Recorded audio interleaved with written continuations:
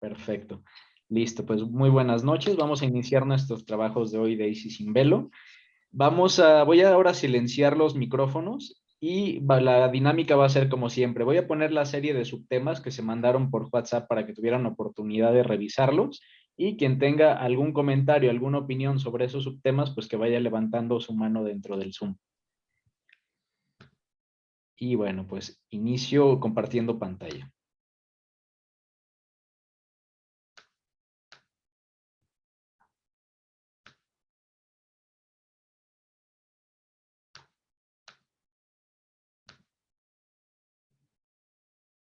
Listo. Vale, perfecto. Bueno, creo que ya se ve el slide con una serie de subtemas, que esto es de lo que vamos a estar hablando hoy. Tenemos temas como el informe Gasparin-Turi, la carta con la que le responde Turi a Gasparin, algunos textos de Elena Blavatsky sobre el morir para renacer, entre otros temas. Entonces, si tenemos ya alguien que quiera comentar sobre alguno de estos, pues les vamos dando la palabra. Perfecto. La primera es de Caro. Adelante, Caro. Ok. Yo quería comentar sobre el morir para renacer, bueno, que está bastante relacionado con la inmortalidad del todo. Estamos todos compuestos de átomos. Estos átomos son eternos, son indestructibles y hay una inteligencia latente en todo. La muerte como tal no existe, solamente es una transición de una existencia a otra. La materia constantemente se transforma y pasa de pertenecer a una cosa a otra, haciendo así la continuidad de los organismos. Todo es un ciclo donde se va perfeccionando, se muere para renacer en una evolución cíclica ligada a un proceso de asimilación. Es más que un hecho biológico, es como lo mencionábamos anteriormente con la metempsicosis, que postula la perfección progresiva a través de las vidas sucesivas. Entonces, estas energías no desaparecen, sino que son transportadas de este mundo de la materia al mundo del espíritu.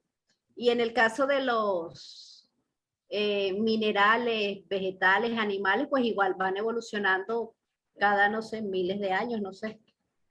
Pero siempre mejorando, siempre asimilando el conocimiento, muriendo y renaciendo, transformándonos. Gracias. Perfecto, Caro. Pues justamente como dices, yo creo que aquí lo importante de esta reflexión, que ya lo iremos viendo, es que nada desaparece, nada deja de ser. Si no existiera estos temas como justo la metempsicosis, pues no habría algo que se pudiera estar perfeccionando y perfeccionando y perfeccionando, ¿no?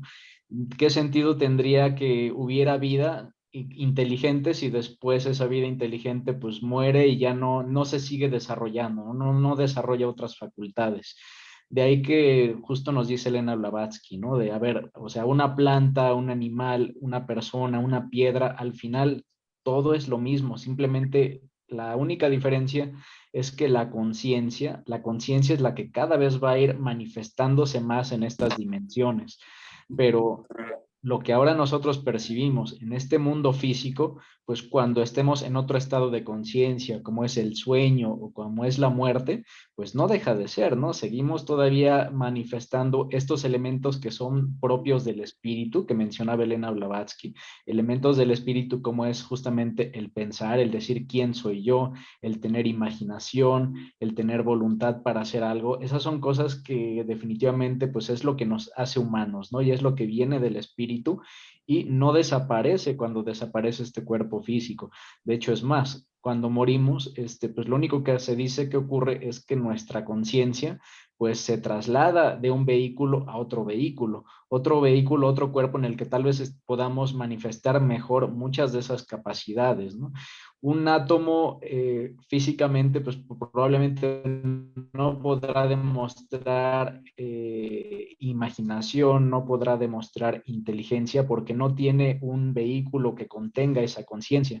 Pero cuando esas facultades del espíritu necesitan manifestarse en un grado mayor, mayor, pues ese átomo después probablemente va a tener otra composición, ¿no? Tal vez va a estar en el vehículo de una planta, después va a estar en el vehículo de un animal para poder experimentar pues lo que es el movimiento, lo que es la necesidad de supervivencia y así sucesivamente hasta llegar a los devas, a los ángeles, ¿no? Entonces, pues nada muere, nada desaparece, pero sin embargo, en lo que es nuestro mundo mayábico, todo cambia, todo siempre va cambiando y en una constante y progresiva evolución. Muchísimas gracias, Caro. Y bueno, tenemos otra participación ahora de Salomón. Adelante, Salomón, buenas noches. Sí, buenas noches a todos. Bueno, yo quiero hablar sobre críticas al ateísmo. Bueno, científicos, bueno, al ateísmo científico. Entre más conocimiento nosotros vamos teniendo, más fuerza podemos reconocer el fallo del ateísmo, así nos menciona. Así tenemos varios e innumerables hechos, no siempre perceptibles, puesto que no son perceptibles a nuestros sentidos. Por ejemplo, se abre la flor, se marchita y muere, pero detrás el aroma perdura en el ambiente cuando ya sus pétalos están hechos polvo, a pesar de que nuestros sentidos no lo pueden percibir. Otro ejemplo es el eco de la nota emitida por un instrumento perdura para siempre, o sea, eternamente. Otro ejemplo dice, siempre viven las energías transportadas del mundo de la materia al mundo del espíritu. Eso me pareció muy interesante. El hombre que vive, piensa y razona, la divinidad residente en la obra maestra de la naturaleza, ¿habría de abandonar su estuche para no vivir jamás? ¿Cómo negar al hombre cuyas cualidades fundamentales son la conciencia, la mente y el amor? Se comprende que un hombre ignorante de las leyes de la naturaleza, sin noción alguna de las ciencias físico-químicas, puede caer funestamente en el materialismo, empujada por la ignorancia o por la incapacidad de comprender la filosofía de la ciencia, ni de colegir, no entendí mucho esa palabra, colegir ninguna analogía entre lo visible y lo invisible. Un científico familiarizado con las modalidades de la energía universal no puede sostener que la vida es tan solo un fenómeno de la materia. Dicen los científicos ateos, nosotros no podemos producir ni explicar los fenómenos mágicos o espirituales, por lo tanto no existen y nunca han existido. Y en conclusión, pues yo digo, ¿no? Que yo pienso que los que encarnamos y que en la vida anterior fuimos espirituales, nosotros continuamos con ese camino a la espiritualidad, pero el materialista, el que no cree en que las cosas son animadas por medio del espíritu, entonces ellos también reencarnan en el mismo aspecto y continúan por el mismo camino, y yo creo que esa es la razón principal por la cual, pues, digamos que hay reencarnados que se orientan hacia el materialismo, por decir, también al ateísmo, y hay otros que no, otros que se orientan hacia el espiritualismo, ¿no? Nada más, muchas gracias. Perfecto, Salomón. Pues gracias a ti. Bueno, creo que lo que comentas es un excelente complemento a la participación de Caro. Justamente nos lleva a este tema de que pues nada deja de ser, todo sigue evolucionando. Y también, aunque todo sea evolución, también es cierto un poco lo que comentas, ¿no? Una persona que tienda hacia lo material, pues es posible que en las siguientes vidas pues tienda todavía más hacia eso, ¿no? Y de esto justamente nos hablaba Elena Blavatsky. Cuando uno, por ejemplo, comienza a involucrarse en senderos, llamémosle oscuros, la persona que se mete a hacer magia negra, puede empezar con actividades muy ligeras, pero al paso del tiempo va a ir haciendo más y en sus siguientes reencarnaciones, pues va a ser una persona tal vez muchísimo peor de como habría sido antes, ¿no? Entonces, ojo que no siempre todo es evolución, ¿no? Si tú te vas también por un camino de materia, un camino, un sendero, pues llamémosle oscuro, de dugpas, pues cada siguiente vida pues, puedes estar peor que la anterior, ¿no? Por eso Elena Blavatsky decía que hay que tener mucha prudencia con este tema del ocultismo, porque o te quedas en medio, que en medio es más o menos donde nos encontramos la mayoría, o bien te vas del lado derecho, que es por la magia blanca, y de ahí es puro renunciación, es totalmente una dedicación al buscar el bien de los demás, pero también te puedes ir por el lado izquierdo, y si te vas por el lado izquierdo, ya después va a ser bien complicado, un tema de muchas vidas, enderezarte. Y de ahí justamente, pues que también hay que tener eso bien en cuenta. Muchísimas gracias, Salomón. Sí. Oye, Manuel, también quiero comentar que inclusive en una misma familia hay hijos que tienden hacia un lado y otros que tienden hacia el otro lado. Y también en los pueblos, por todos lados, hay de los dos, hay de estas dos maneras de pensar, de actuar. Y no importa dónde, el lugar o las circunstancias, no importa porque pues como que automáticamente uno se dirige hacia un sector. Y a mí me pasa, ¿no? A mí me pasa mucho en cuanto a que yo de ninguna manera, perdón, ¿sí me Pero voy escuchan? a silenciar micrófonos. Listo. Adelante, Salomón. Yo de ninguna manera hubiera pensado todo esto que estamos estudiando, porque la verdad es que yo sí iba mucho hacia el lado de la materia, de la ciencia moderna, porque para mí esto pues no tenía razón de ser. Sin embargo, pues precisamente es lo que tú comentabas, Manuel, que ya estando acá, aunque uno haya sido muy materialista o una persona que no pensaba en el espíritu, pues con estas reuniones o estas oportunidades que tiene uno de contactarse con otras personas que sí lo son, pues uno va orientándose de una manera diferente y pues seguramente que pues tendremos un cambio sustancioso, ¿no? Gracias. Perfecto, Salomón, totalmente. Y bueno, coincido con la reflexión. Y bueno, pues ya no veo más participaciones. Creo que ya no tenemos más manos levantadas. Ahí, bueno, pues obviamente les recordaría que el trabajo de estudio de Isis Simbelo, pues lo que podamos aquí sacar en conjunto, yo creo que no va a ser ni el 50%. Realmente la mayoría de lo que uno se lleva es de ese trabajo previo, ¿no? Que originalmente pues es individual. Entonces ahí pues sí los invito a continuar con la parte del estudio para que puedan sacarle todo el provecho a esto, ¿no? Y bueno, pues dicho esto, si ya no hay más participaciones, voy a pasar a la parte ya de explicar y hablar de estos temas. A ver, hay una participación de Claudia. Adelante, Claudia, buenas noches. Hola, hola, ¿qué tal, Manuel? Hola, saludos a todos. Una pregunta, escuchando ahorita lo que dicen, estoy reflexionando y pues no puedo evitar pensar que, bueno, es que hay como una confusión en mi mente para hacer la pregunta. Voy a tratar de ser lo más clara. Si una persona, vidas pasadas, ha sido pues así, muy materialista o muy, no sé, materialista, negativo, como materialista, ya al ser materialista, pues ya solamente, pues ya no puedes ver, no sé, más cosas, ¿no? Entonces, ¿qué pasa con esas almas? ¿Qué pasa con esa conexión a la parte, a nuestra triada divina? Porque definitivamente hoy en día vemos que hay mucha gente muy materialista en estos días, que solamente, pues no sé si sea muy correcto lo que voy a decir, pero solamente se creen un cuerpo que van a tener esta vida y que ya no hay más, que ya no hay más, no hay nada más. Y lo que ahora lo tengo y es mío y a como sea y acaba el lugar, o sea, voy a luchar por esto, voy a tener esto y no me importa nada a quien lastime. Lo estamos viendo, ¿no? En este mundo, ahorita lo que estamos pasando. Y, y pienso yo, ¿qué pasa? ¿Qué sucede? ¿Hasta dónde? A ver, ¿hasta dónde puede llegar el cuerpo así solo o sin esa conexión a nuestra triada divina?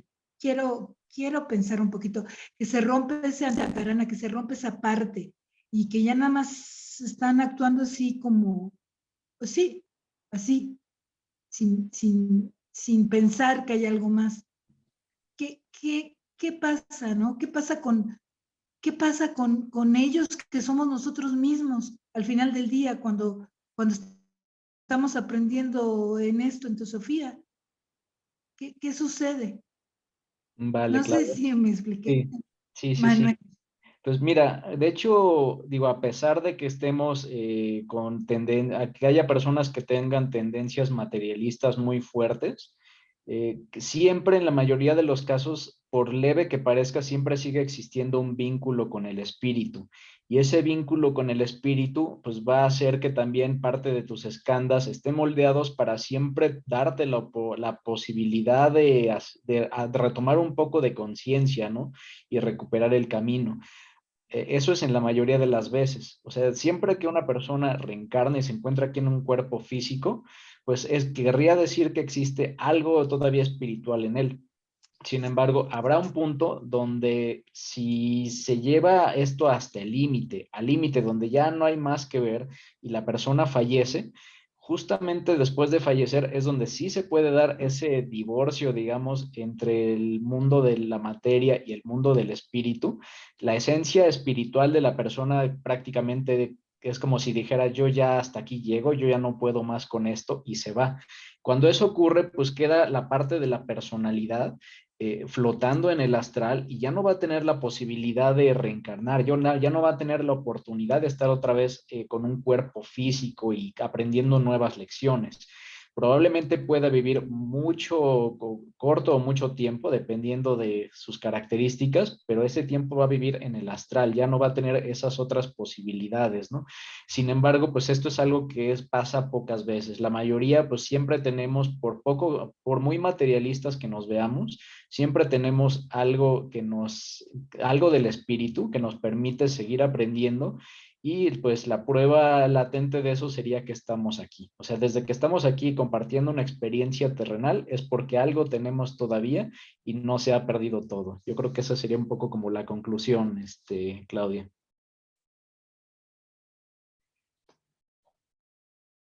Y bueno, Oye, Ay, Manuel. qué bueno. Gracias, qué bueno que me dices, porque siempre de repente pienso, gracias. no de qué, Claudia, al contrario. Y bueno, tenemos una participación de Salomón y una de Adriana, y otra de Guillermo, y después ya vamos ahora sí con la presentación. Adelante, Salomón. Bueno, oye, Manuel, mira, antes de que yo conociera esto de bueno, la teosofía en la Casa de la Cultura aquí en Puebla, yo siempre pensé en algo que yo digo, bueno, es que no es necesario, perdón, yo voy a decir algo que seguramente a todos me van a rechazar lo que voy a decir, pero en realidad siempre pensé, si una persona hace el bien, aunque no crea en el espíritu, aunque no vea que la materia es animada por medio del espíritu, etcétera, etcétera.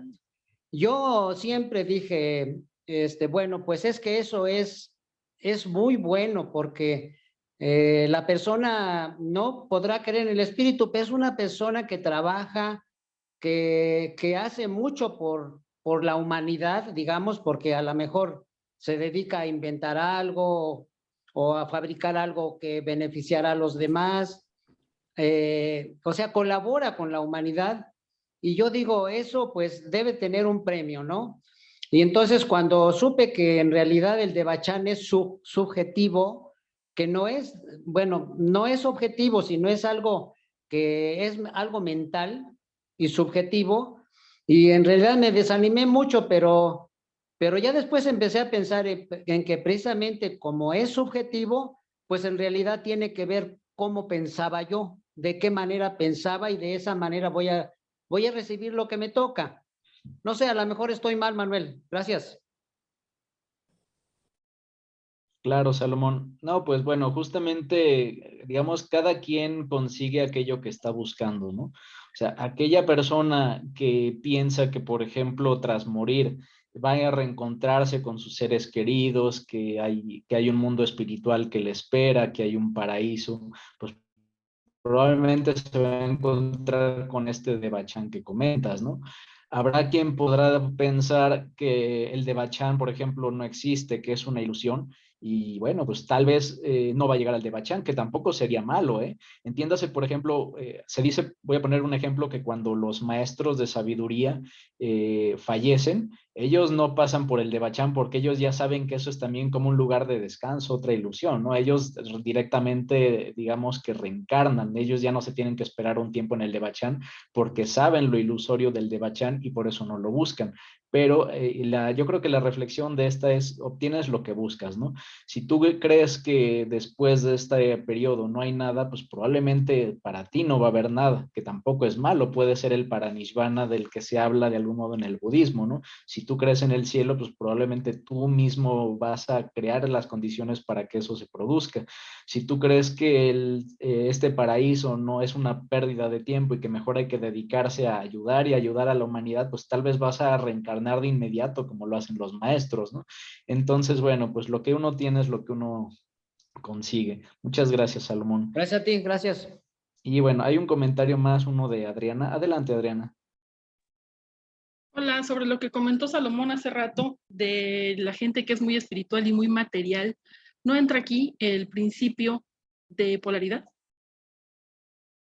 Donde si eres exageradamente material, puedes llegar a ser al mismo nivel espiritual.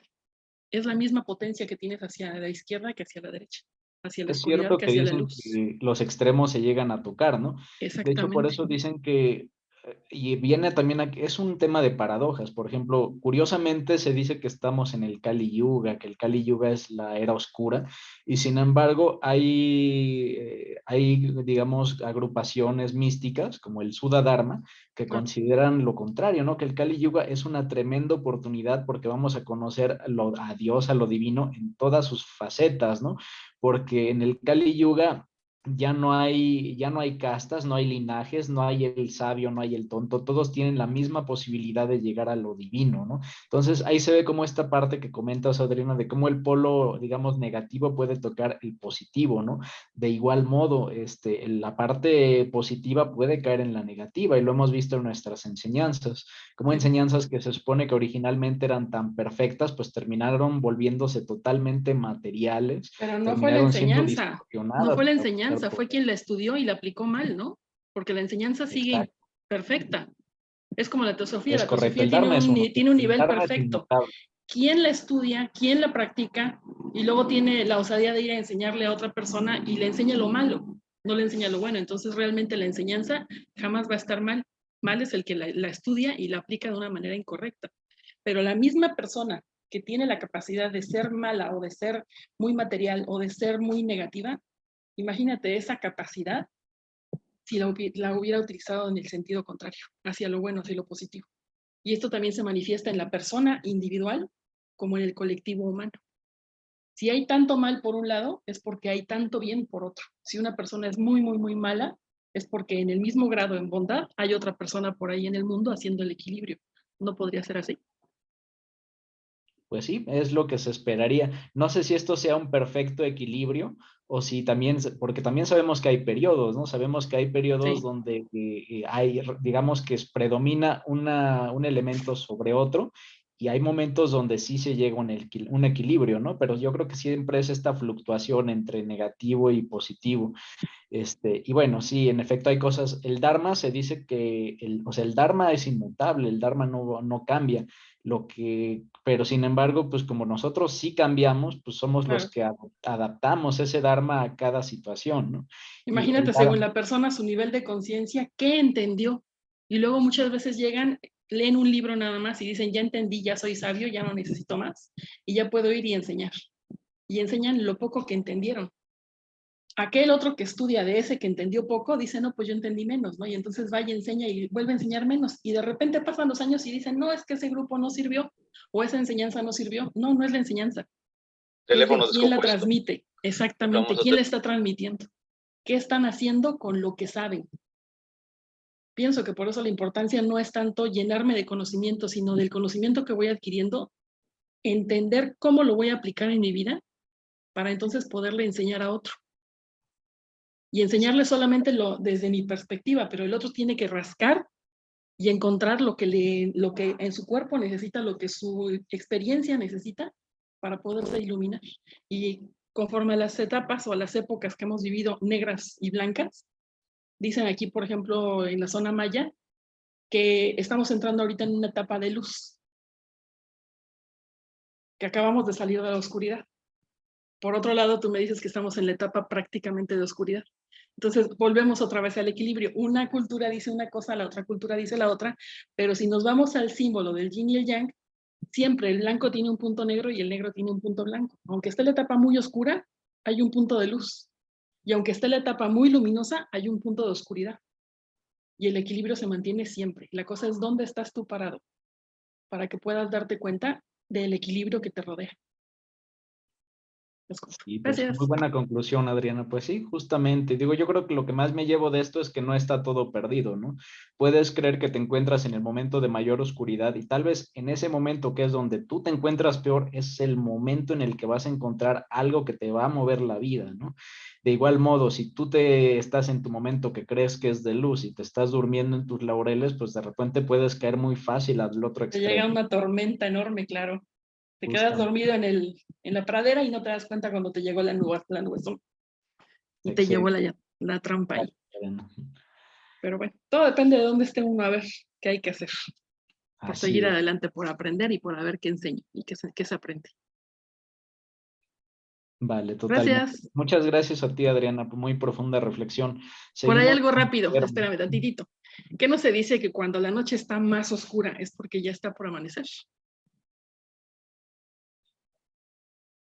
Justo. Muchas gracias, Adriana. Guillermo, adelante, por favor. Pues nada, me toca tocar la guitarra después de Jimi Hendrix, que con lo que ha dicho aquí Adriana, muy bien expresado, ya lo que diga yo, va a estar muy descolorido. Justamente comentó Adriana, me trajo a mi memoria una frase que me encanta repetir, que decía en Ibesa, que es tu corazón puro y no tu cabeza repleta lo que te va a llevar a los pies del maestro.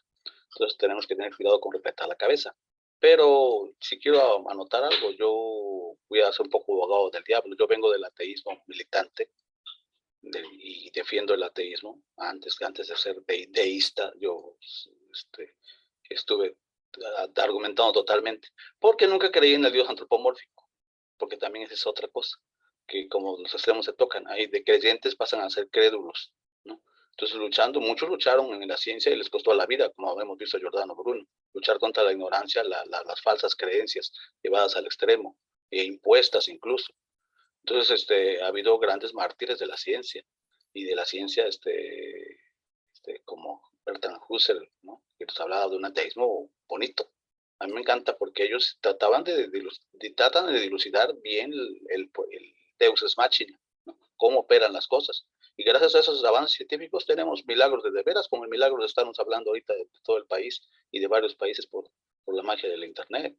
Eso se debe a los avances que se dieron en la ciencias exactas, en ciencias concretas, en la ciencia positiva. Aquí, porque aquí hubo también una falacia, relacionar que el ser materialista es ser egoísta.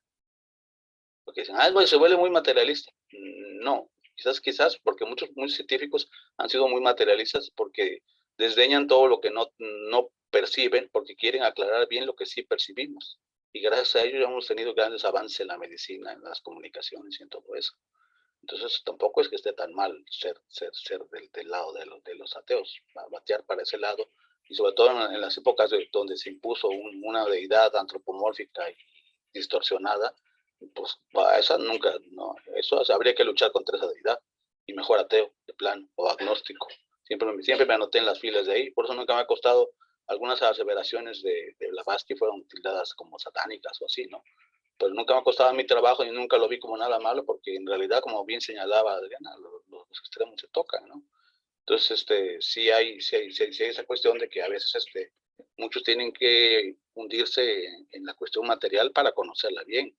Me recuerda a Milarepa, siempre lo pongo de ejemplo. Milarepa, para quien no lo conozca, es un monje budista que era todo un referente del budismo.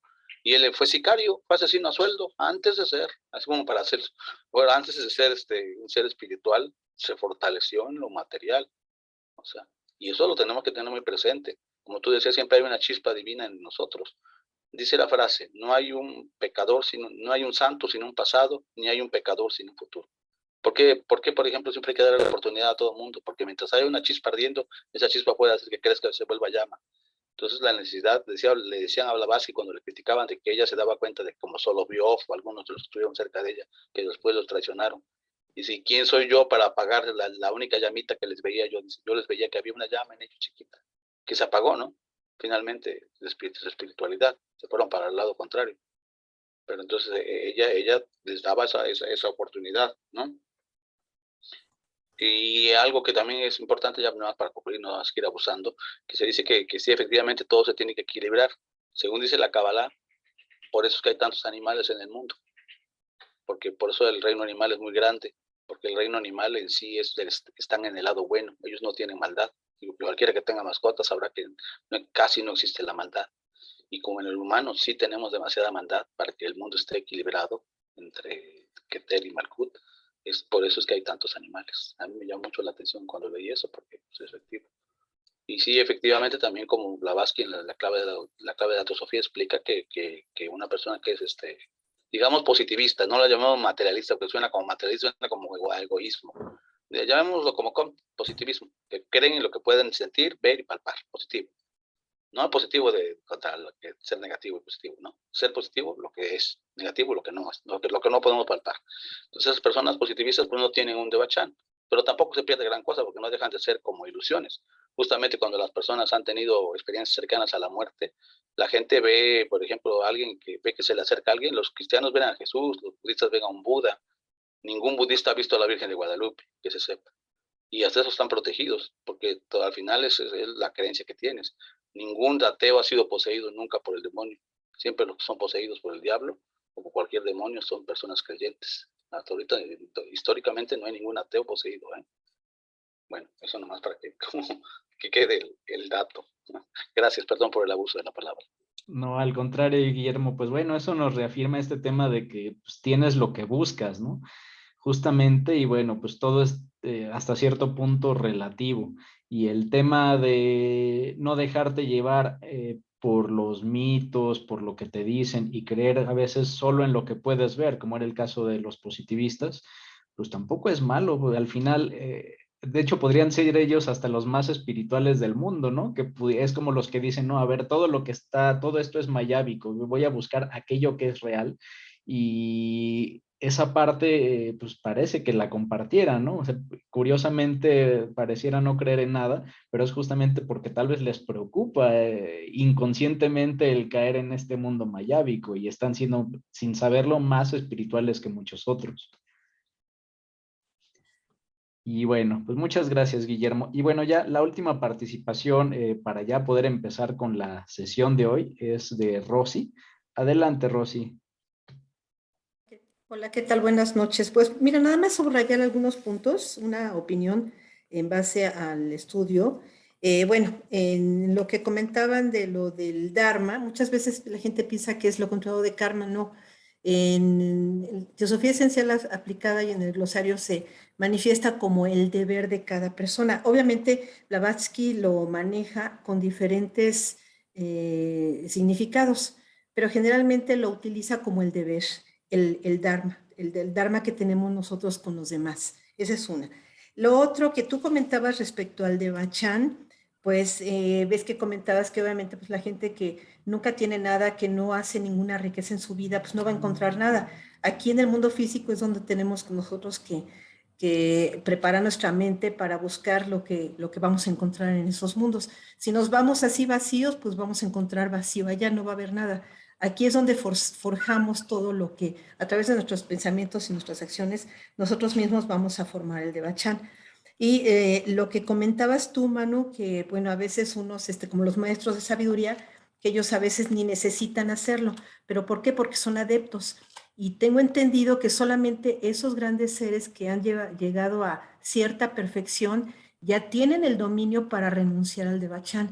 Cualquier persona que no tengamos el adeptado, todavía no estamos listos porque nuestro estado de conciencia no está tan listo ni tiene tanto, pues ahora sí que todos los anhelos tan grandes que son para nosotros muy difíciles de comprender por su grandeza de un adepto para renunciar a eso. Generalmente todos los seres humanos buscan ese espacio, aunque sea ilusorio, pero se busca tener.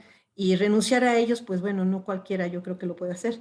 En realidad los adeptos son los únicos por tener ese estado de conciencia para poder decidir si penetran o no esa vibración.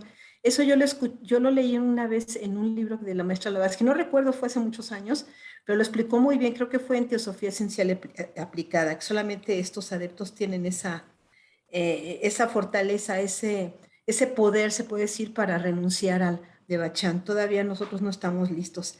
Y respecto a lo que me comentaba mi hermana Adri, de la oscuridad y la luz, de que algunas culturas dicen que pues ahorita ya estamos en la luz y otras dicen que el Kali Yuga. Y bueno, yo en lo personal me voy más para la ley del karma. Karma es una ley perfecta de compensación que todo lo ajusta y muchas veces, pues si pues no sé, una civilización o una ideología dice que estamos ahorita en la luz y otras, yo creo que eso ya depende de cada quien. Las acciones que hagamos cada ser humano es nuestra propia responsabilidad. Así estemos en una época oscura o luminosa, si yo soy una persona que no ayudo a la humanidad, que nada más busco mi egoísmo, pues obviamente, aunque esté yo en la época de la luz, no es necesariamente que me beneficie eso. Yo voy a buscarme lo que yo tenga que hacer. Entonces, pues karma siempre va a estar equilibrando todas mis acciones y la evolución no se puede detener. En cualquier época que estemos de luz a oscuridad, karma es la que rige nuestros destinos y la ley de evolución no se puede detener. Entonces, pues es importante que nos concienticemos de nuestros actos para que en donde nos encontremos siempre lo sea para el bien de todos los seres. Eso yo creo que pues está muy claro, como lo explica Blavatsky, en todas las épocas que seamos Kali Yuga o la época de oro y todo, ser responsables de nuestras acciones para que karma actúe a nuestro favor, pero siempre en beneficio de los demás y no buscar algún tipo de gratificación, sino que se haga sin ápice de egoísmo para el bien de todos. Eso es lo que podría yo nada más compartir. Muchas gracias. Perfecto, Rosy. Pues muchas gracias a ti, justamente lo que comentas.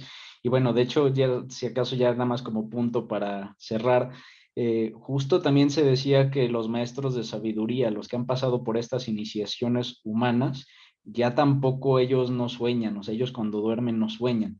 Y eso explicaría él también, o sea, si imaginen uno por qué sueña. Uno sueña muchas veces a partir de experiencias que tuvo en la vigilia, ¿no? Y con eso a veces te construyes un mundo. Si el de Bachán es exactamente lo mismo, es un mundo que tú construyes con tus experiencias de lo que has vivido, pues si tú ya te diste cuenta de que todo eso es falso, etcétera, y ya pasaste ese estado donde ya no necesitas ni siquiera soñar, ya no experimentas sueños, pues probablemente tampoco tienes de Bachán, ¿no? Que sería justo el caso de estos maestros. Y bueno, pues mil gracias, Rosy. Vamos a pasar ya a la parte de la presentación. Voy a ir un poco rápido, para buscar que sí podamos abarcar todos los temas. Y bueno, voy a terminar de silenciar los micrófonos. Listo.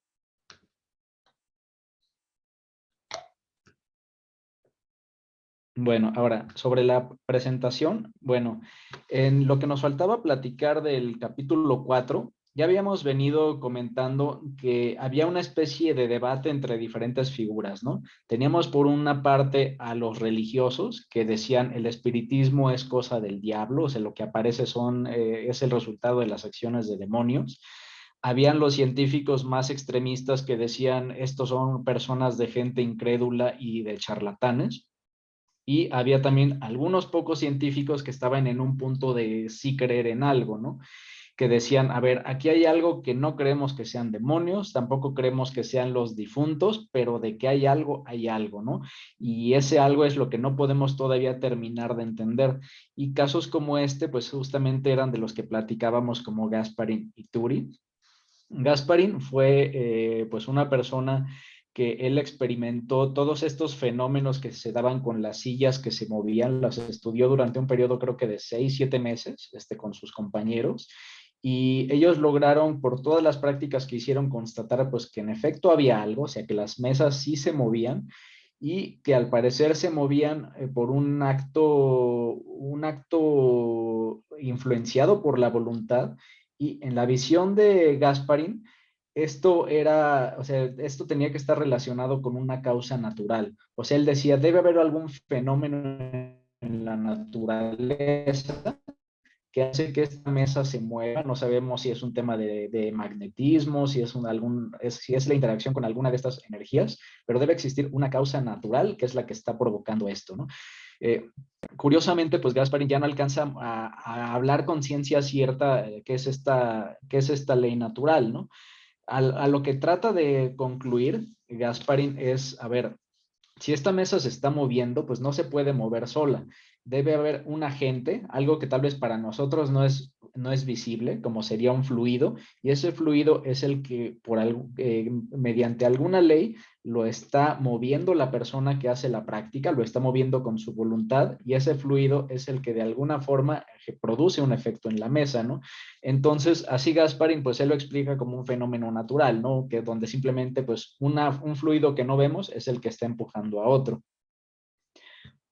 Ahora, cuando en ese momento Gasparín lo reduce a decir, esto es un fenómeno natural que se produce por la voluntad, su contraparte, que era otro científico, que fue Thury, que fue el que habló de este tema de la fuerza ecténica, él percibe, él siente que Gasparín se queda corto en su interpretación y a lo que él llega es, no, a ver, es que hay más porque hay cosas que no podemos explicar con tu teoría.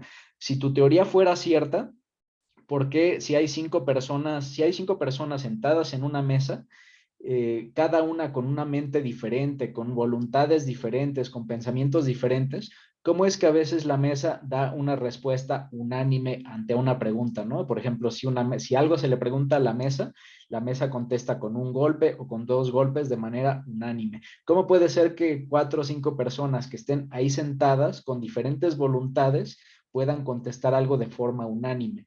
Eso a Thury le hacía pensar que podía haber algo que iba más allá de los que estaban ahí jugando con la mesa. Podía haber tal vez otras incluso entidades que eran las que producían los fenómenos y que hacían uso de estos mediums que estaban en la mesa para producir los resultados, ¿no? Entonces, pues Thury va todavía un poquito más allá. Mientras que Gasparín se queda con que es un tema de la voluntad de los que ahí juegan, Thury dice que, ok, una parte sí, pero tal vez hay algo más que es el que está jugando con los que juegan y es el que realmente está produciendo estos fenómenos. Y ahí es donde pueden entrar estos temas de, pues, si son demonios, si son elementales, si son cascarones astrales de personas fallecidas, y pues el abanico con la teoría de Thury se abriría bastante.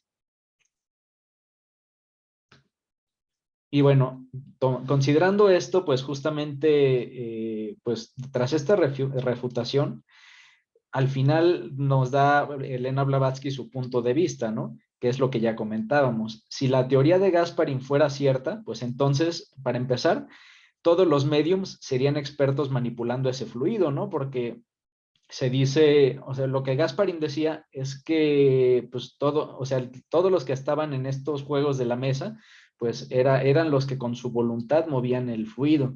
Pero sin embargo, pues eso es poco creíble, ¿no? ¿Cómo puede ser que con tantos fenómenos que se presentaban, que realmente todas las personas que estaban ahí en esas sesiones, ellos con su plena voluntad hubieran hecho que la mesa se moviera? Pues es poco creíble, es poco común que casualmente todos los que jugaban a la mesa hubieran sido expertos, ¿no?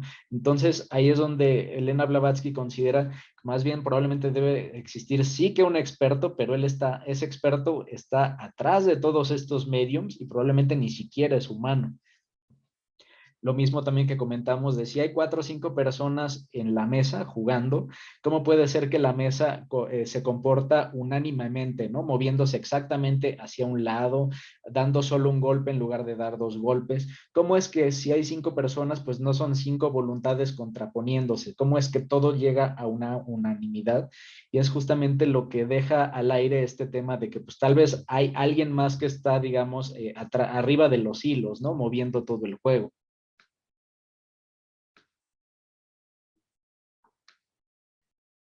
Y bueno, ante esto, pues a lo que concluye Elena Blavatsky es que pues, la ciencia estaba dando explicaciones pues muy reduccionistas, un tanto hasta forzadas para tratar de explicar estos fenómenos, Y su conclusión es que pues, la ciencia más bien debía de ampliar su abanico de posibilidades, ¿no? Mientras la ciencia no ampliara la posibilidad de que hay otras leyes que no conocemos, que pueden existir otras entidades en lo que para nosotros es espacio vacío, pues nunca va a poder explicar con éxito estos fenómenos. Primero necesitaban pues justo abrir su mente a otras posibilidades, a otras fuerzas, a otras leyes.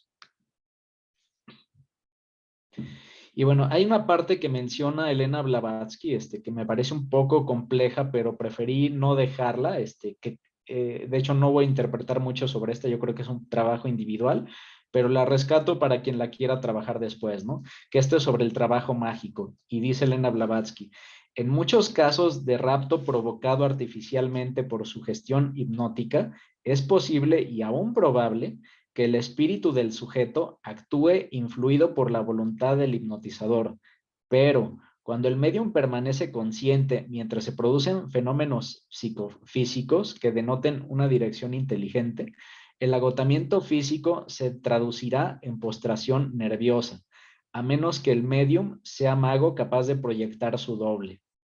Por lo tanto, parece concluyente la prueba de que el medium es pasivo instrumento de entidades invisibles que disponen de fuerzas ocultas. O sea, aquí Elena Blavatsky, ¿qué es lo que nos dice? Ella nos dice, a ver, si hay miles de personas jugando a la mesa, esas miles de personas no son ocultistas ni son los que están controlando el juego. Probablemente hay alguien más oculto tras las sombras que es el que controla estos juegos, porque para empezar, si esto lo hicieran las personas con su propia voluntad, la mayoría de las personas, tras estar manteniendo un esfuerzo, tras tener un esfuerzo sostenido de producir estos fenómenos, la mayoría de las personas se agotarían hasta el punto de quedar, pues como colapsadas psíquicamente, colapsadas nerviosamente. Por tanto, lo que ella cree es que la mayoría de las personas que jugaban a esto, pues no estaban conscientes, no estaban usando ellas su voluntad, y más bien estaban siendo usadas, ellas estaban en una posición pasiva, había alguien que las usaba a estas personas como medio. Y lo que dice Elena Blavatsky, los pocos que serían en este caso los ocultistas, los pocos que puedan producir por su propia cuenta un efecto en estas mesas, es porque ellos ya conocen el truco. ¿Y cuál es ese truco? Para que tu cuerpo no se canse y quedes en este estado de quedar en shock psíquico, lo que tienes que hacer es alejarte de tu cuerpo, o sea, hacer una proyección, entiendo, astral, no estar en tu cuerpo, y desde que estás proyectado, ahí sí ya puedes empezar a generar los fenómenos de la mesa. Pero esa es una especie de truco, eso es un truco que la mayoría de las personas que jugaban no lo conocían, solo lo conocen los ocultistas. De ahí que la conclusión de Elena Blavatsky es, pues hay alguien que está jugando con los jugadores. Ahora, sobre este tema de que hay alguien jugando con los jugadores, pues a lo que llega Elena Blavatsky a decirnos es que recuerden que no lo que ves es lo que hay. Hay cosas que no ves y que no porque no las veas no existen. Realmente el espacio vacío no existe. Los seres, existen otros seres que pueden estar fuera de las dimensiones que tú conoces. Incluso, y de ahí nos lleva este tema de morir para renacer, que Elena Blavatsky toma como cita diferentes personas, toma una de Platón, de la obra del Fedro, y aquí dice, ¿qué engendra la muerte? La vida, le respondieron los alumnos. La semilla no puede germinar sin que en parte se consuma, que esto lo decía Lecomte, y San Pablo decía que para que la simiente sea vive es preciso que muera. O sea, todos estos sabios, religiosos, místicos, llegan unánimemente a la conclusión de que con morir, pues no termina todo, o sea, la persona sigue existiendo, la vida continúa, probablemente de una forma nueva, pero todo continúa, todo sigue. Y aquí también nos deja una reflexión importante para todos, ¿no? Que muchas veces en la vida, pues tenemos que morir para renacer. A veces tenemos que salir de nuestra zona de confort, de nuestro capullo, para poder experimentar algo mucho más grande, ¿no? Imagínense el caso de un bebé. Para un bebé el nacer puede ser como sinónimo de morir, ¿no? Para un bebé no es nada agradable el acto de nacer, o sea, lo están quitando de su zona de confort donde tiene el alimento directo de la madre, tiene calor, está protegido y de repente lo mandan a la luz, al frío.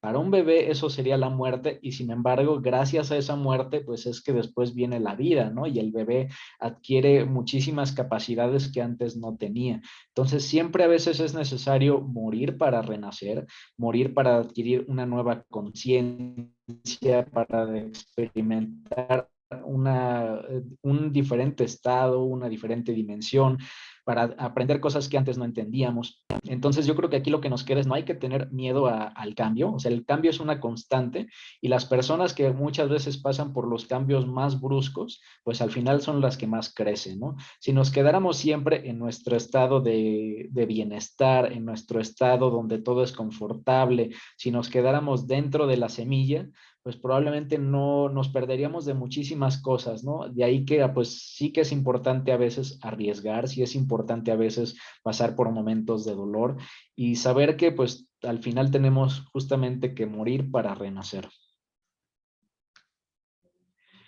Y bueno, más allá de eso, nos dice Elena Blavatsky, es que en realidad pues no existe la muerte, no hay muerte. Y nos dice, si se abre la flor, se marchita y muere, pero deja detrás de sí el aroma que perdura en el ambiente cuando sus pétalos están ya hechos polvo.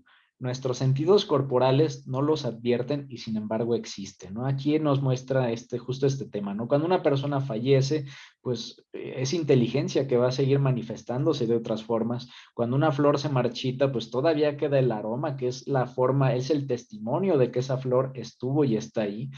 Y bueno, vienen más ejemplos, ¿no? Que nos dice, el eco de la nota emitida por un instrumento perdura eternamente, jamás se extingue por completo, la vibración de las invisibles ondas del mar sin orillas del espacio.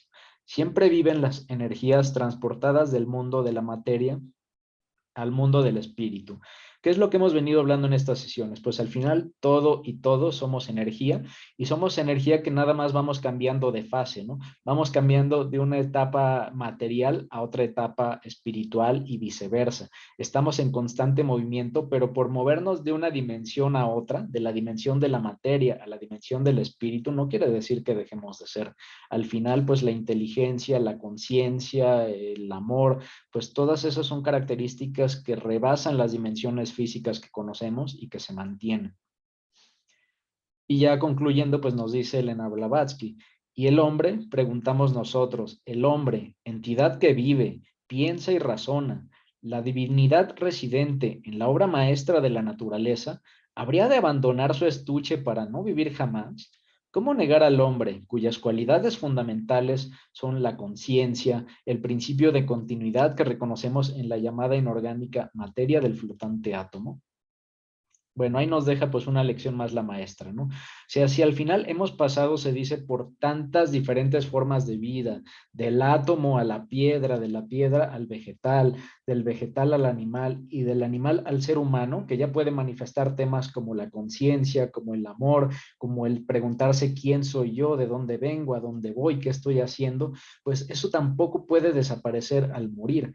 Si morimos, pues más bien estaremos trasladando esas facultades, esas cualidades de las que ya hemos hablado en pasadas sesiones, probablemente hacia otro cuerpo más perfecto, ¿no? Ese cuerpo más perfecto, pues puede ser el cuerpo astral, puede ser el cuerpo, ya llamémosle el cuerpo espiritual, pero todo eso pues no deja de ser, sigue manifestándose, pero en otras dimensiones, en otros cuerpos, todo sigue siempre brincando de un cuerpo a otro cuerpo.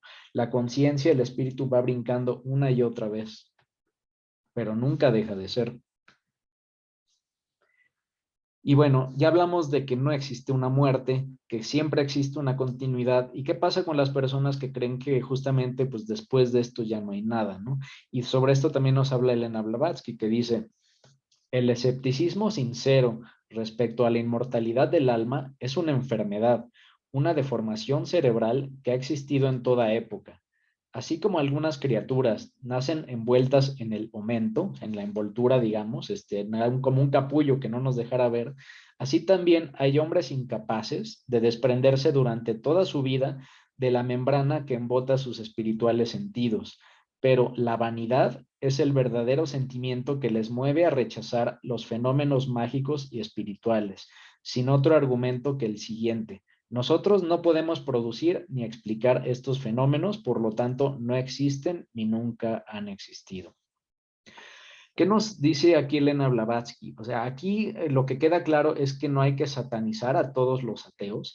Hay ateos que cuando un ateo dice, es que esto yo no lo puedo creer porque no lo puedo constatar, pero lo hace con una, ¿cómo decirlo? Pues con un fuego que realmente le mueve a creer en eso, pues probablemente está siendo más espiritual que todos. Pero cuando una persona dice, no hay nada después de la muerte, por un tema de mostrar que yo soy muy inteligente, que los demás son tontos, por un tema de vanidad, por un tema de dar la contra, pues ahí lo que está, ahí lo que está brincando, lo que está surgiendo, pues es el yo, el ego.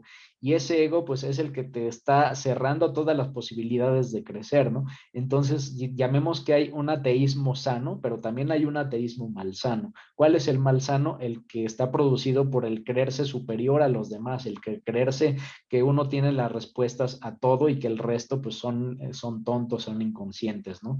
Eso es lo que criticaba muchas veces Elena Blavatsky de los científicos de su tiempo, científicos que descartaban a priori todos los fenómenos espiritistas que ocurrían y que sin embargo pues nunca siquiera habían tenido la humildad de plantear que esto pudiera ser cierto y tratar de investigarlos un poquito, ¿no? Justamente esa falta de humildad, esa vanidad que tenían es la que les lleva pues justamente pues, al sendero o a la parte de estar alejada del mundo del espíritu, ¿no? Eso también, ese ateísmo también es materia, eso también es materialidad, porque al final es el enriquecer tu persona, el decir yo soy más, yo soy el sabio, yo soy el que sé todo, yo soy el que puedo. Y bueno, pasando de este tema de la vida y de las energías que se movían en este juego de la mesa, pues ya nos había platicado, ya habíamos visto que justamente Thury, uno de los científicos, había bautizado como fuerza ecténica esta acción de mediante tu voluntad, tú interactuar con este fluido extraño, este fluido invisible, para poder hacer que una mesa se levantara, se moviera, produciera un golpe, ¿no? Entonces, sobre esta fuerza ecténica nos comenta algo más Elena Blavatsky, que es, ¿por qué ha de parecer imposible que una vez separado el espíritu del cuerpo pueda animar una forma imperceptible, creada por la fuerza mágica, psíquica, ecténica o etérea, o como quieran llamarle, con el auxilio de entidades elementarias que al efecto proporcionen la sublimada materia de un cuerpo? La única dificultad está en no darse cuenta de que el espacio no está vacío, sino que está repleto de los arquetipos de cuanto fue, es y será. Que aquí estaríamos hablando de la luz astral, y poblado de seres pertenecientes a diversas estirpes distintas de la nuestra.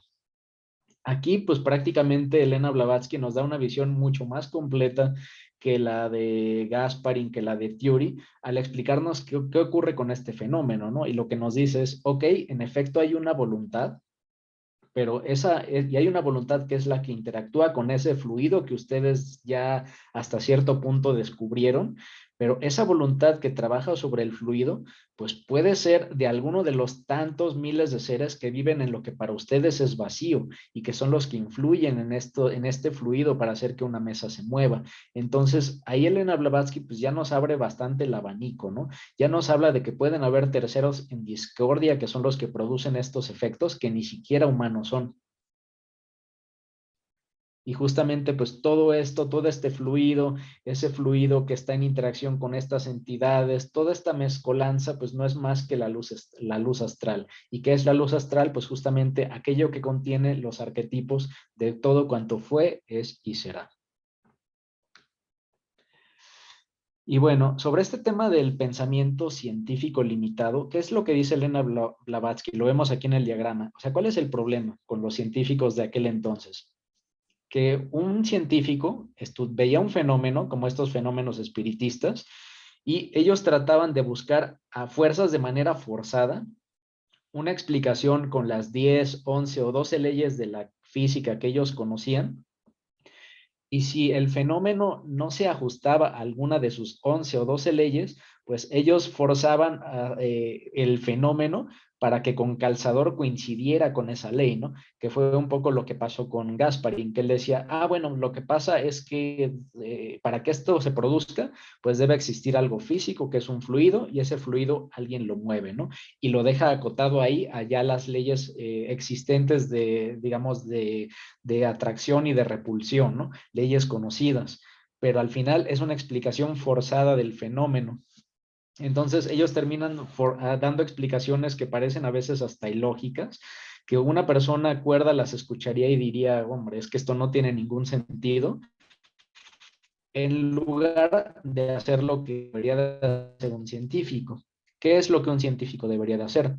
Si yo estoy investigando un fenómeno y yo veo que ese fenómeno no lo puedo explicar con ninguna de mis 11, 12 o 13 leyes que hoy en día existen, pues debería yo de tener la humildad de decir, bueno, es que tal vez existen leyes que yo todavía no conozco y que si conozco esas leyes podría explicar de una manera pues mucho más coherente, mucho más satisfactoria ese fenómeno. Y llegaríamos a esta parte. En lugar de distorsionar el fenómeno, lo que tú tienes que hacer es incrementar, tienes que actualizar tu grupo de leyes conocidas. Y mientras más nuevas leyes vayas implementando, vayas descubriendo, pues vas a tener una explicación mucho más realista de todos estos fenómenos que en el caso del espiritismo, pues simplemente no lograron explicar. Y bueno, como parte de esta investigación de los fenómenos espiritistas que se dio en el siglo XIX, pues una de las anécdotas más relevantes fue justamente la de este científico que fue Mendeleev, este químico, que lo podríamos ubicar porque si él no hubiera existido, pues no conoceríamos la tabla periódica, ¿no? O sea, prácticamente él fue el que produjo esta tabla periódica donde ya englobaba todas las posibilidades de los elementos y compuestos químicos que conocían. Y hay un punto en el que este Mendeleev empieza a estar interesado en el tema del espiritismo, quiere ver qué hay de falso, qué hay de cierto en ello, y justamente se hace una comisión. La Universidad de San Petersburgo en Rusia justamente lo designa él dentro de una comisión, esto fue en mayo de 1875, para que él tuviera acercamiento con varias personas que se decían ser espiritistas, que se decían ser mediums, y que él mismo pues diera una postura a favor o en contra de si existe o no existe el espiritismo, ¿no? Esto de la comisión, pues en concepto sonaba bien, o sea, parecía que había un interés legítimo de las universidades en mostrar qué había de cierto en esto. El problema fue cuando esto, que era una idea buena, se llevó a la práctica. Algo que muchos de los que analizaron esta situación critican es que cuando empezaron estos estudios de esta comisión de San Petersburgo, ellos primero se supone que iban a revisar muchísimos fenómenos y a la hora de la hora, al final, por problemas de agenda, por problemas de coordinación entre ellos mismos, solo alcanzaron a tener 10 sesiones. Y en esas pocas 10 sesiones, ellos tenían que ya dar una resolución. Y lo que muchos critican es que parecía de algún modo como que Mendeleev ya estaba, no sé si decir comprado, o sea, como que él a priori, antes de pasar por todas estas 10 sesiones, ya tenía como que muy clara cuál iba a ser su postura y al final pues él terminó prejuzgando en contra de las conclusiones, sin muchas veces siquiera hacer una formulación a fondo, sin plantear de manera muy detallada el por qué él no creía en eso. Y cuando Mendeleev da su informe en contra del espiritismo, diciendo que esto era un tema pues de gente ignorante y de fraudes, etcétera, pues muchos se le fueron encima. Lo curioso es que los que se le fueron encima pues no fueron personas, digamos, incultas, no fueron gente pues de calle, digamos, fueron científicos, fueron personas que eran incluso sus colegas los que se opusieron a las conclusiones de Mendeleev. ¿Quiénes se opusieron?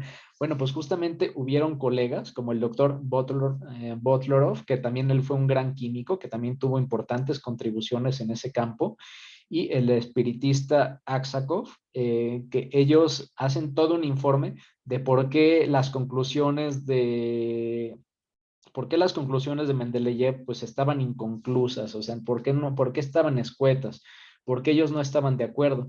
Ellos dos habían participado en todas esas sesiones junto con Mendeleev y por eso pues ellos tenían como la autoridad de decir, oigan, a ver, nosotros vimos algo bien diferente a lo que esta persona está concluyendo.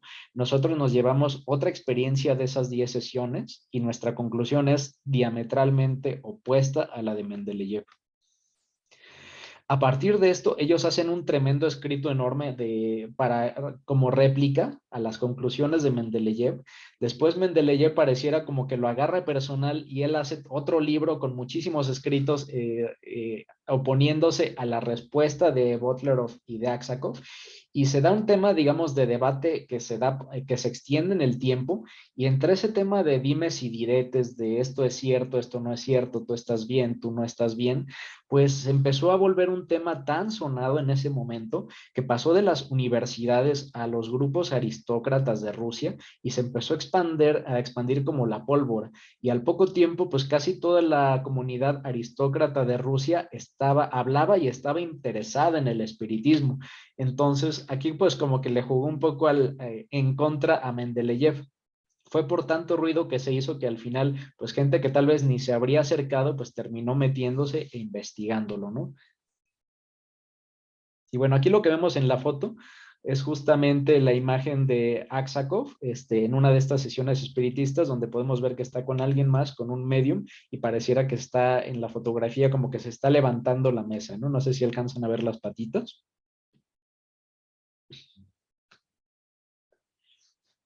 Y bueno, ¿qué concluye sobre todo esto que está pasando en ese momento Elena Blavatsky? Elena Blavatsky dice, a ver, para mí esto es como si estuviera viviendo una nueva Edad Media. ¿En qué sentido?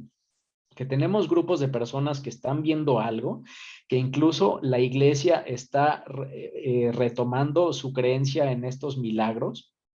La iglesia también había notado que en el siglo XIX empezaban a ocurrir muchas apariciones extrañas que ellos, los de la iglesia, pues para ellos eran milagros. Entonces estaba viendo otra vez como que un brote de fe muy fuerte en la iglesia, un brote de fe en los milagros, en los santos, en las apariciones. Y estas apariciones que ocurren dentro de los grupos religiosos, pues casualmente coinciden también con las apariciones que se dan con los que están en los fenómenos espiritistas, ¿no? Entonces, pues tenemos milagros de un lado, del lado de la iglesia, y tenemos milagros de los otros lados, del lado de la gente, digamos, común y de los científicos. Y bueno, a partir de todos estos puntos de coincidencia, pues, o sea, lo que llega Elena Blavatsky es como decir, a ver, o sea, esto no es aleatorio, algo está pasando, o sea, está apareciendo como un reauge, está apareciendo un nuevo brote de todos estos fenómenos mágicos, místicos que ocurrían en la Edad Media. Y uno de estos ejemplos ocurridos dentro de la iglesia, estos fenómenos mágicos, místicos, que nos haría pensar que estaban como reviviendo una nueva Edad Media, fueron milagros como el de la Gruta de Lourdes. ¿A qué se refiere estos milagros de la Gruta de Lourdes? Bueno, la Gruta de Lourdes es una gruta que se encuentra en Francia y este milagro está asociado a una persona que fue Bernadette. Bernadette fue una persona pues muy joven, era una chica de escasos recursos que tuvo una vida muy humilde, que prácticamente pues no tuvo instrucción, o sea, ella no tuvo la oportunidad de tener una educación, su padre era muy pobre y tenían que vivir pues de lo que ellos encontraban prácticamente buscando en la basura, ellos buscaban y vendían basura. Y prácticamente, pues la vida de Bernadette pues fue muy dura. Ella estuvo durante muchos años viviendo en un pequeño cuartito que era una celda que era algo que antes había sido una celda y que esa celda pues era una prisión que había sido con el paso del tiempo abandonada y pues en una pequeña celda era donde ella vivía, ¿no? O sea, casi casi como si fuera una prófuga, pero voluntariamente. Este, y esta muchacha, pues humilde, que no tenía gran cultura, se dice que se encontró pues justamente cerca de esta famosa gruta y que al llegar a la gruta por ahí se encontró en unos jardines a una figura reluciente, a una mujer pues joven, pues justamente digamos a la Virgen María para ser exactos, y ella pues la veía que estaba orando, ¿no? la primera aparición que tuvo, la Virgen no le dijo nada y simplemente pues la joven humilde sin entender qué estaba realmente pasando, se quedó ahí a acompañar y a orar junto con la Virgen. Pasó este evento y en otro día, al poco tiempo, otra vez en el mismo lugar se la volvió a encontrar y otra vez pues la Virgen no dirigía palabra, ¿no? Y fue así que se van dando encuentros tras encuentros, que en el tercer encuentro la Virgen pues le habla por primera vez a Bernadette y bueno, pues le dice cosas y van teniéndose más y más sesiones y en una de las últimas sesiones se dice que fueron creo que 18, 19 apariciones, bueno, 18 apariciones que hubieron de esta Virgen con Bernadette y una de las últimas le dice, ¿quieres saber quién soy? Bueno, yo soy la Inmaculada Concepción. Esta chica Bernadette pues no tenía ningún contexto católico, no sabía que en los grupos estudiosos de la iglesia, había grupos estudiosos que estaban apenas como que empezando a hablar de este tema de la Inmaculada Concepción y sin saber de todo esto, pues esta persona humilde ya hablaba de este nombre, ¿no? Y dentro de estas apariciones, la Virgen le dice, mira, tú sígueme visitando y pues tú difunde la voz y en algún momento habrá de crearse digamos, como un templo aquí en mi nombre, ¿no? Y Bernadette pues fue comentando sus experiencias con la gente, digamos, del pequeño pueblo, pues algunos la tildaban de loca, pero otros tantos, pues ya sea por morbo, por curiosidad, la seguían para ver si estas manifestaciones se producían, ¿no? Y hubo una vez en la que se dice que aproximadamente más de 100 personas la siguieron a la gruta y ahí se dice que apareció que a Bernadette ella podía ver a esta virgen y la Virgen le decía, o sea, quiero que en este momento bebas agua. Bernadette decía, pero ¿dónde? O sea, aquí no hay agua, o se estará refiriendo al río cercano, y la Virgen le decía, no, aquí, bebe el agua.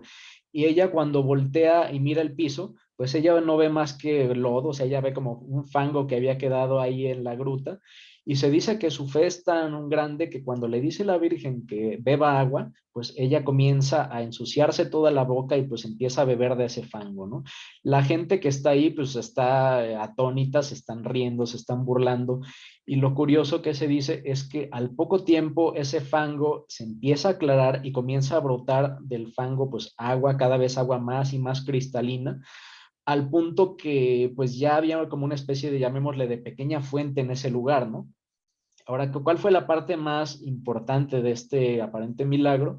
Que algunas personas comenzaron a tomar agua de esta fuente y se reporta, hubieron muchísimos testimonios que incluso un doctor que era el doctor del pueblo se puso a documentarlos uno a uno y personas que tenían diferentes problemas físicos, psicológicos, etcétera, pues al poco tiempo de tomar el agua, pues se curaban milagrosamente de sus padecimientos. Es a partir de ahí que pues muchos empiezan a creer en lo que decía Bernadette, muchos empiezan a visitar esta gruta y bueno, para no hacer larga la historia, pues al final la iglesia reconoce que esto sí que era real, reconoce la iglesia que lo que había visto Bernadette, que Bernadette no sabía ni siquiera que estaba viendo una virgen, ellos reconocen que cuando ella dice Inmaculada Concepción, eso es una relación directa a la Virgen María, ¿no? Entonces la iglesia cree en este milagro.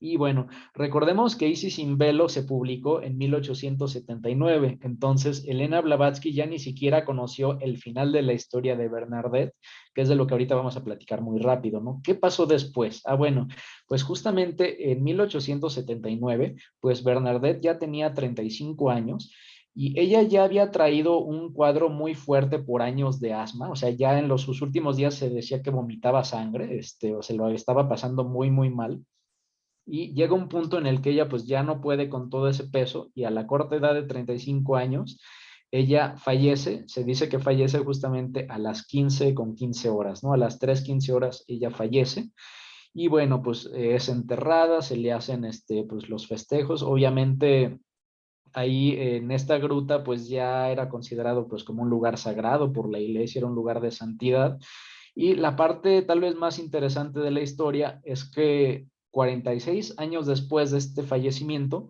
la iglesia hace una exhumación de los restos de Bernadette y lo que se encuentran es que sus restos pues no estaban carcomidos, estaban si acaso un poco más pálidos y con algunas manchas, pero digamos que su piel estaba pues en buen estado, ¿no? A pesar de haber ocurrido tanto, de haber transcurrido tanto tiempo. ¿Cuál fue la conclusión de la iglesia? Que hay personajes como Bernadette que aunque no hayan estudiado la Biblia, que aunque tengan un origen humilde, que aunque parecieran personas que no sabían nada, pues es esa gran fe que ellas tienen las que producen estos milagros, ¿no? Lo que las hace estar más cerca de lo divino. Y es así que justamente, pues, de hecho, la iglesia, años después, hasta 1933, ellos canonizan a Bernadette. Y bueno, pues, ¿a qué nos lleva esta parte? De justamente darnos cuenta de cómo la iglesia estaba pasando por sus propios milagros, por sus propias apariciones, así como los espiritistas. Y aunque parecieran bandos en contra, pues al final tenían mucho más puntos en común, cuando los contrastaban, por ejemplo, con la ciencia, ¿no? En ese momento, pues la ciencia eran tal vez ahora pues los nuevos opresores, aquellos que no creían, aquellos que descartaban todo esto. Y curiosamente, pues entre espiritistas y la religión, pues pareciera que había aunque fuera una especie de tenue entendimiento, ¿no? Por lo menos sabían que algo estaba pasando en esos momentos tan importantes del siglo XIX. Y bueno, sobre esto nos dice Elena Blavatsky, ya casi para concluir, nos comenta: algún día se demostrará la identidad de los relatos bíblicos con las leyendas indas y la cosmogonía de los distintos países para ver cómo las fábulas de las edades míticas son alegorías de los fundamentales principios geológicos y antropológicos. A esas fábulas de tan ridícula expresión habrá de recurrir la ciencia para encontrar los eslabones perdidos. Esto es casi una de las tantas predicciones de Elena Blavatsky que dice, a ver, si ahorita el espiritismo y la ciencia y la religión están empezando a tocarse, no estaremos muy lejos en que todos se darán cuenta que todos estaban justamente buscando lo mismo, que todos tenían una parte de la verdad. Y eso ocurrirá cuando comparen justamente todas las leyendas de las diferentes culturas, las fábulas, los descubrimientos científicos y puedan contraponer todo eso, pues van a llegar justamente a esa parte de la integración, ¿no? Que es lo que algunos justamente en este periodo del Kali Yuga están buscando. Se dice que el Kali Yuga, pues más que ser la era de la oscuridad, es la era de la síntesis, y es porque es la era en la que todos al final vamos a llegar a darnos cuenta de que todos buscábamos la misma verdad, solo que la estábamos viendo pues con diferentes ópticas. Y bueno, ya justo en nuestro último slide para finalizar, pues nos habla justamente de estas leyendas que justamente pareciera coincidencia, pero para Elena Blavatsky no era coincidencia.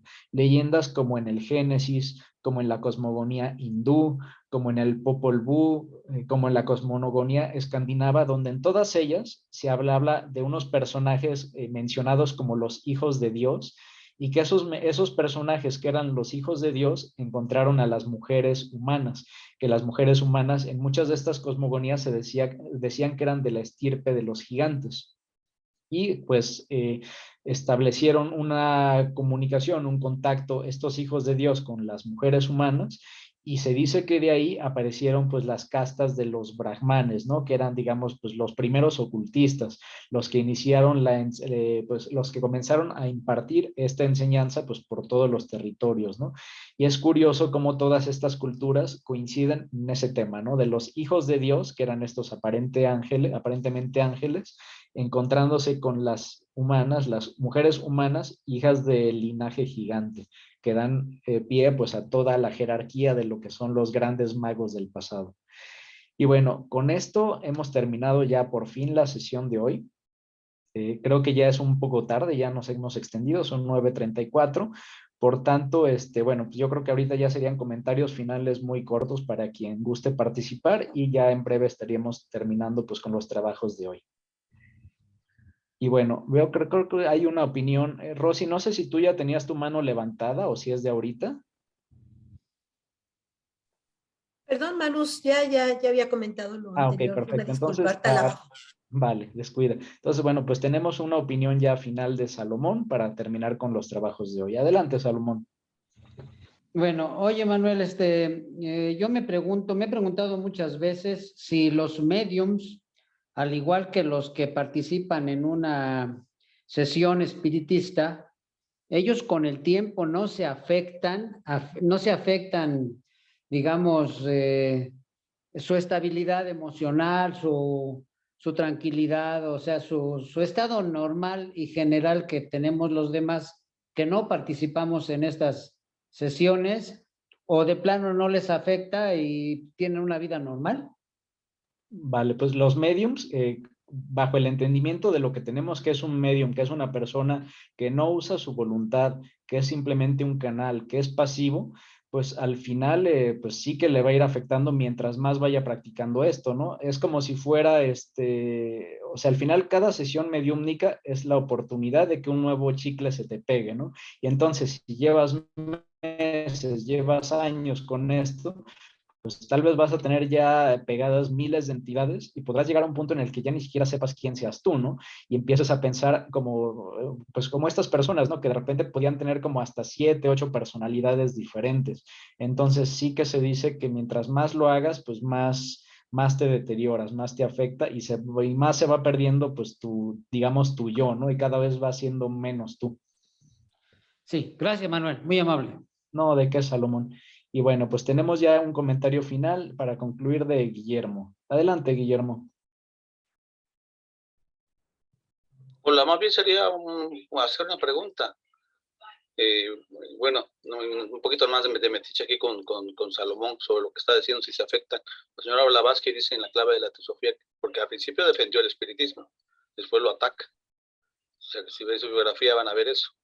Y ella, cuando lo ataca, dice que yo no puede recomendar, usted recomendaría una escuela de canto donde sus alumnos se quedan mudos. Dice, pues eso es el espiritismo.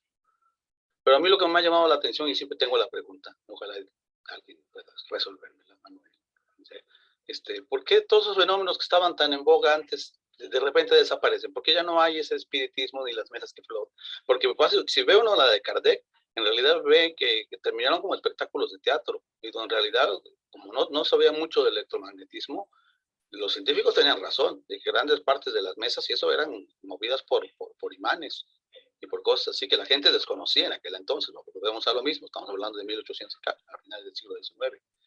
Entonces, ¿por qué ya a finales del siglo XX y a principios del XXI ahorita ya nadie hace sesiones espiritistas? Y a quien lo haga solamente es como hacer parodias o para teatro o algo ridículo, incluso a quien lo ve uno haciendo ahorita. Y todo ese debate que suscitó en la ciencia, ahorita sí se podrían hacer con mediciones y en una cámara hiperbárica, qué sé yo, donde con cámaras o con cosas, sí se podría comprobar. ¿Por qué? ¿Por qué salió de la escena? ¿Por qué salió del escenario todo eso? Que sería una buena forma de que ya hay más elementos para poder probar lo que es verdadero, como ella decía, no los que se metían en una cámara oscura y que eran la semipenumbra, y porque pues, se prestaba más a la prestidigitación. Y ahora ya después de ver a Chris Angel o a David Copperfield o eso, pues si los hubieran visto en aquel entonces hubieran dicho que eran extraterrestres, ¿no? Pero ve uno que sí hay toda una forma de hacer todo eso que tú querías. Pero mi pregunta es ¿por qué ya no se hace? Claro, no, bueno, y aquí justo es de esas preguntas bien difíciles, ¿no, Guillermo? Que yo creo que no hay una respuesta concreta y podemos tomar varias posturas. O sea, podemos tomar la postura de decir, bueno, es que tal vez en ese momento, en efecto, avanzó muchísimo con el positivismo, etcétera, la ciencia, y al punto de dejar totalmente ridiculizados estos fenómenos al punto que ya nadie deseara hacerlos. Esa es una. La otra es la mística, que nos diría que al final, que justamente en el último, creo que es el último cuarto de cada siglo, es donde se permite abrir un poco la puerta y es donde pasan a veces cosas. Está también la conspiranoica, que nos diría que pues hubieron tal vez grupos de poder buscando que eso pues ya se cerrara, que ya no se hablara de esos temas, que se le diera el interés a otros temas como la guerra, como a los nuevos descubrimientos científicos. Recordemos que ya después, o sea, los 20, 30 años después, pues ya después vino este tema de las guerras mundiales, ¿no? Entonces, pues no sabemos si fue un tema situacional, si fue un tema que con toda intención se quitó, si fue un tema místico, y bueno, pues yo creo que más bien ahí es un trabajo individual, pues tratar de explorar todas estas vertientes, ¿no? Probablemente sea un fenómeno más complejo de lo que nos imaginamos, ¿no? Tal vez muchas cosas coincidieron en los siguientes años para que bajara esa euforia y la mentalidad de la humanidad estuviera más enfocada en otras cosas diferentes, ¿no? Gracias, Manuel. No, ¿de qué, Guillermo? Y bueno, tenemos otra participación de Caro. Adelante, Caro. Manuel, yo tengo una pregunta. En esas sesiones de espiritismo, ¿el medium es poseído por estas entidades o solo es sugestionado? ¿Sí me explico? Sí. Si lo posee o lo sugestiona que haga cosas, pero mantiene su espíritu dentro de su vehículo físico, o su vehículo o su espíritu sale y entra otro, o cómo es. Vale, pues entiendo que obviamente dependerá de cada juego y de cada medium, ¿no? Lo que comenta Elena Blavatsky es que como que la regla en esos casos es que la persona sí toma una posición pasiva y al estar en esa posición pasiva, pues alguien más puede hacer uso, digamos, un poco como pues, de su vehículo físico, ¿no? Pero hay otros casos donde se sabe que, por ejemplo, pues el medium está perfectamente consciente, tal vez un poco, como diríamos, no sé si decirlo como embriagado, en el momento en el que se empieza a mover la mesa, ¿no? Entonces yo creo que hay diferentes niveles. Puedes estar tal vez semiconsciente hasta perder total conciencia. Lo que dice Trance Elena, le llamaban, pues. ¿perdón?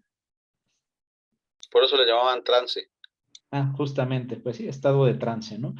Y bueno, lo que sí dice Elena Blavatsky es que lo que sí era como que unánime es que era muy raro de ver que en estos fenómenos la persona que dirige la sesión, el medium, estuviera perfectamente despierto, perfectamente consciente.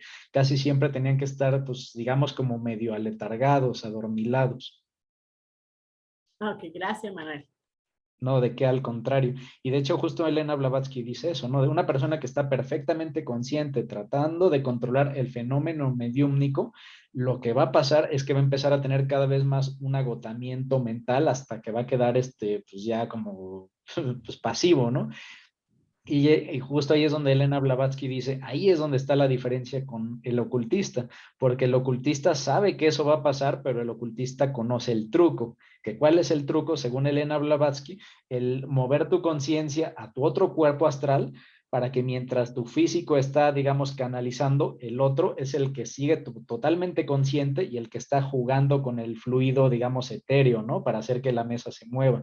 Ese es un truco que pues solo los ocultistas conocían y esa era la forma de cómo sí producir un fenómeno, ya no diría espiritista, más bien sería un fenómeno teúrgico, con plena y total conciencia. Gracias. No, de Oye, qué. Manuel, Sí, Salomón. oye, puede ser que ya no exista esas sesiones espiritistas comunes, pero sí existen los hechiceros, ¿no? Los que hacen amarres y no sé qué tantas cosas negativas hacia otras personas que realmente pues hacen puras cosas malas, puras cosas que afectan negativamente a otras personas. Eso sí existe, ¿verdad? Porque yo lo he escuchado mucho Pecado de Sonora. y hay mucho anuncios, inclusive en las calles, letreros donde dice que se hacen amarres y no sé qué tanto. Y lo que quiero decir es como lo negativo perdura. Nada más, gracias.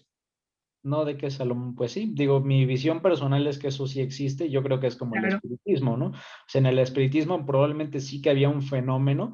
Ahora que el 80-90% de las personas que se metían en eso eran personas que estaban realmente jugando a imaginarse algo, pues yo creo que también puede pasar mucho hoy en día con la hechicería, con la brujería. Pero con un 10% de personas que sí estén haciendo esto con conocimiento de causa, pues seguramente esos fenómenos sí que se presentan. Y también un fenómeno de la polaridad, ¿no? Si hay algo objetivo, concreto, tiene que haber también cosas que salen de nuestros sentidos, tal vez porque nos falte todavía desarrollo. todavía no están tan desarrollados nuestros sentidos y llegan a ver hasta determinadas cosas, como los animalitos. Yo veo a mi mascota y se para y no sé qué ve, pero se para y no hace caso y se queda así mi perrito. Y yo a veces sí me siento hasta rara, pero veo que ve y se voltea y sigue algo. Entonces digo, debe de haber, así como hay cosas que vemos, que tocamos, hay cosas que están, pero no son perceptibles todavía para la vista. Claro, yo creo que para o sea, la postura para una persona que no ha experimentado directamente eso, debe ser una postura de, pues, no creer ciegamente, pero tampoco no con negarlo, ¿no? O sea, decir, Así es. mientras esto no Ujú. haya quien haya llegado, ¿cómo se dice? Como con la cola de la burra, en la mano, pues no puedes decir ni qué es ni qué no es. Debe ser una puerta abierta que eso era lo que buscaba Elena Blavatsky. Ella decía, a ver, yo no quiero que todo el mundo reconozca que el espiritismo es real. Yo quiero que por lo menos se tomen la molestia de investigarlo y ver si hay algo, ¿no? Entonces yo creo que eso es lo que nos debemos de llevar. Muchísimas gracias, Mari Carmen. Gracias a ustedes, todo lo que comparten. Mario, Gracias. un gusto.